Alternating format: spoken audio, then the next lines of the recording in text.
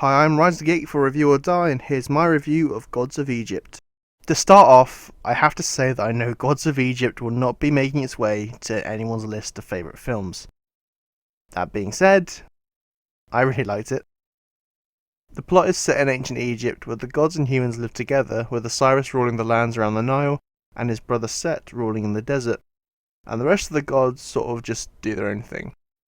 During the coronation of Horus, Osiris' son, Set appears to take the crown for himself. To do that, he kills Osiris, enslaves his people, and rips out Horus' eyes, which in turn removes him of his powers. Horus has to team up with the mortal Bek to reclaim his eyes, defeat Set, and reclaim his crown. Now, I'm no expert, but I assume that this film takes a fair amount of liberty to its interpretation of Egyptian mythology. As I said, the gods live on Earth with humans, though they are much larger and bleed gold instead of blood. But the biggest liberty taken, I fear, is the thing I love the most. During the main fight sequences, both Horus and Set transform into a larger, metal, anthropomorphic form that can fly. Let me just let that sink in. I know it sounds stupid, but for me, it was cool. I like over-the-top fight scenes and transformations, and I got both aplenty with this film. The other connection I can make is that it feels like an Egyptian God of War film.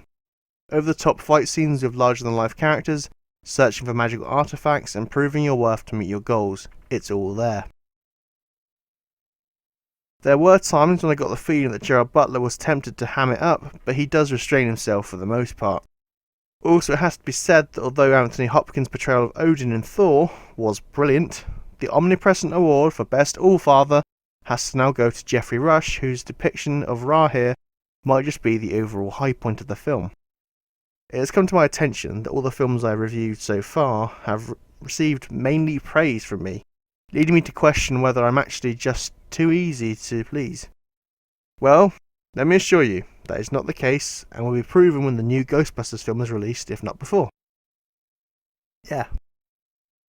Because that's coming out soon, isn't it? Looks like shit, doesn't it? You know, Columbia Pictures, it's not too late. Just change your mind and not release it.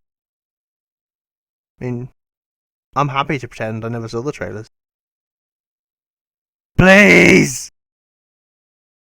I just wanted to add this on to the end, because looking back on the review I've just done, I seem to have maybe given the impression that I think it's a good film, and I just want to make it very clear that I know it's not a good film. I just liked it, despite it being a terrible film.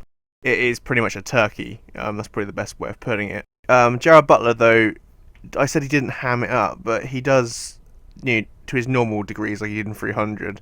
And the point I made about Geoffrey Rush's depiction of Ra being the high point, it probably is the high point, but then again, I just love Geoffrey Rush no matter how over the top he is, or possibly under the top in this case. But yeah, I just wanted to make it perfectly clear that I know this isn't a good film. I'm not demented. I do know that this is a terrible, terrible film, but it's just so bad and sort of funny in sort of not meaning to ways that you have to just sort of if you know that and go with it, then you can just enjoy it. Like I enjoyed it for the completely ridiculous of it.